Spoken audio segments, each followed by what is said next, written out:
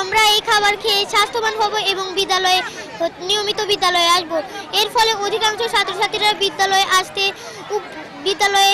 আসতে চাইবে এবং খাবার খেয়ে ক্লাসে মনোযোগী হবে। স্কুলে এসে খাবার খাবো শুনে ভালো লাগছে। এখন আর ক্লাসে ক্ষুধা লাগলে কোনো সমস্যা হবে না। আমরা আজ থেকে কলা পাবো, দুধ পাবো, ডিম পাবো, রুটি পাবো। এসব খেলে আমাদের ভালো লাগবে, পড়াশোনায় মন বসবে, বন্ধুরা আমরা একসাথে সবাই মিলে বসে খেতে পারবো। এটি খুবই সুন্দর এবং ফলদায়ক কর্মসূচি।